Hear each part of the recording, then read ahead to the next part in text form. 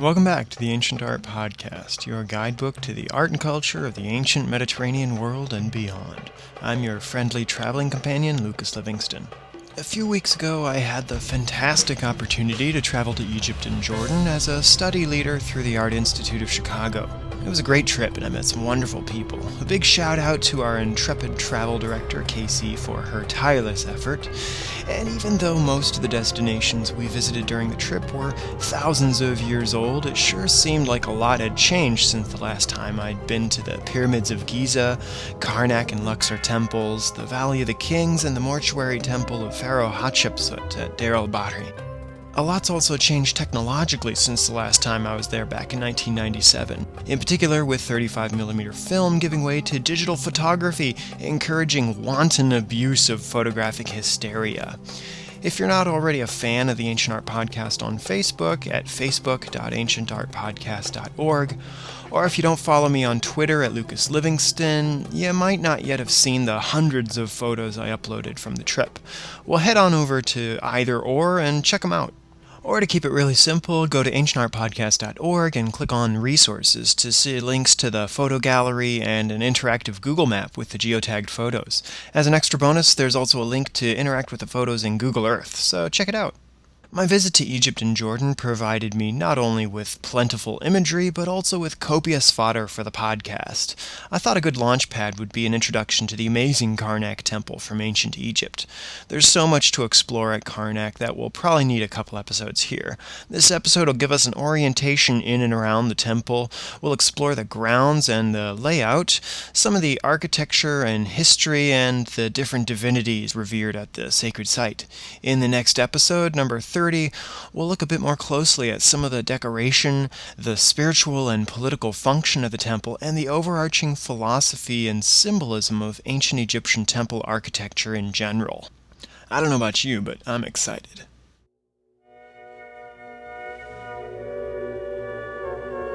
Karnak's located in Upper Egypt, which means southern Egypt, because it goes by elevation, not latitude. So Karnak, Luxor, the Valley of the Kings, and so many of Egypt's other famous monuments are all clustered together in an area where the Nile makes a sharp bend around a relatively mountainous region. This is the location of the ancient city of Thebes, given that name by the Greeks after the Greek city of the same name. The ancient Egyptian name for Thebes was Waset. The name Karnak comes from the nearby modern village of the same name, as does the name of the nearby temple Luxor, al-Uqsor meaning the palaces in Arabic. To the ancient Egyptians, though, Karnak was known as Ipet Isit, meaning the most select of places. Karnak was more or less under continuous construction from the Middle Kingdom through the Roman era. And that's like 2,000 years. The most ancient sections of Karnak in the deepest recesses of the sanctuary date back as far as Senusert I of the 12th dynasty, who ruled from 1971 to 1926 BC. The greatest period of construction and expansion was during the New Kingdom, around 1550 to 1307 BC. Nearly all the New Kingdom pharaohs left their mark on Karnak in some way or another. Karnak's comprised of three main temple precincts dedicated to different gods. The largest precinct in the center is dedicated to Amun, or more properly Amun-Ra, after the two gods became syncretized.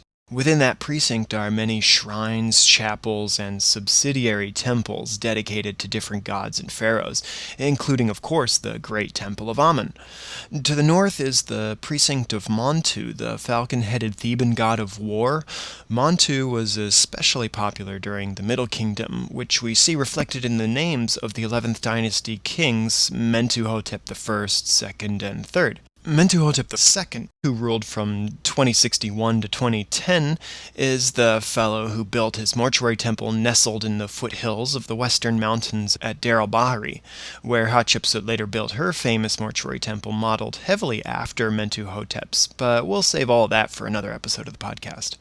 South of the precinct of Amun, connected by a long path or avenue lined by ram-headed sphinx statues, lies the precinct of the goddess Mut, wife of Amun and the divine mother to the reigning pharaoh. The Avenue of Sphinxes jogs around the Temple of Mut and then continues roughly southward, lined by human-headed Sphinx statues all the way to the Temple of Amun at Luxor. Over the years, the city of Luxor was built up on top of the Avenue of Sphinxes, but there's a massive project underway today to excavate and reconstruct the Avenue of Sphinxes, reconnecting the ancient complexes and displacing lots of modern-day residents, so you can imagine it's been kind of controversial. And I'd be remiss if I didn't mention the temple to the god Khonsu, which lies within the precinct of Amun. Khonsu, or Khons, is the son of Amun and Mut, so you have a nice family gathering here at Karnak, which makes a lot of sense since the temples were considered to be the mansions of the gods. So Karnak as a whole is a magnificent estate with different buildings, rooms, and wings dedicated to the divine family of Thebes. The Theban pantheon in theology has many layers of a complexity on top of that, but that's a simple perspective. Flanking the southern side of the Amun temple at Karnak is a fantastically large open-air museum of architectural fragments covering about as much ground as the temple itself. The collections comprise mostly of blocks that were discovered being used as filler inside the temple pylons. The pylons are those massive, blocky gateways so characteristic of Egyptian architecture. Throughout the history of Karnak, not only do we see continuous expansion and construction, but we also have constant renovation and demolition to make way for what were in their day new construction projects. If an earlier king's addition to Karnak got in the way of a later king's plans, it was not uncommon to demolish the earlier sections, and it was certainly a cost-saving measure to reuse that stone, which had already been so nicely quarried and shaped, which today would help you earn credits towards LEED certification. The Temple of Amun is constructed along two primary axes, one running perpendicular to the Nile and the other running parallel. The perpendicular axis is generally designated east-west and the other north-south, but the temple's not actually orientated precisely along the cardinal axes. In general, however, it was common for Egyptian temples to be orientated east-west. Many of the western Theban temples on the opposite side of the Nile face east towards the rising sun and the river, while Karnak faces west, again towards the river, for the very practical purpose of accessibility by boat. The first pylon's about 540 meters from the Nile today.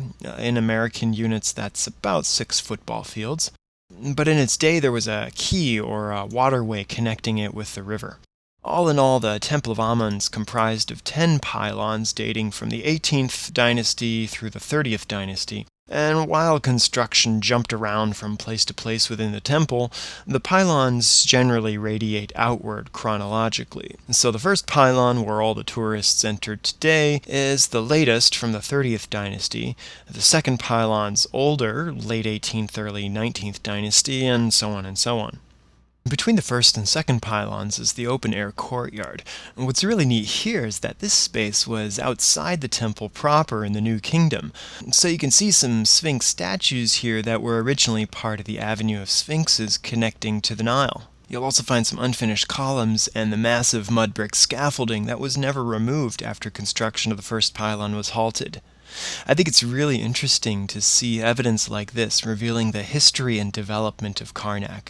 It breathes a little life into the ancient stone, betraying that there was frequent expansion and renovation. It's easy to visit Karnak today and take it for granted that we're looking at a frozen snapshot in time, but that's not the case. As we walk through this ancient temple complex, we're treading across more than 100 generations of continuous occupation, development, devotion, and human achievement. So there's a tight little introduction to Karnak and ancient Egyptian temples. I hope you'll tune in to the next episode where we'll go deeper into the temple, exploring the carvings on the walls, their meaning and symbolism. We'll recreate an ancient Egyptian festival, and then we'll learn how the temple as a whole functions as a symbol of ancient Egyptian mythology and spiritual beliefs. If you enjoy the podcast and want to help support it, please consider leaving your comments on iTunes and YouTube. You can also give your feedback at ancientartpodcast.org. Just click on the feedback link at the top of the page. And I appreciate your comments, suggestions, and questions at info@ancientartpodcast.org. Thanks for listening, and see you next time on the Ancient Art Podcast.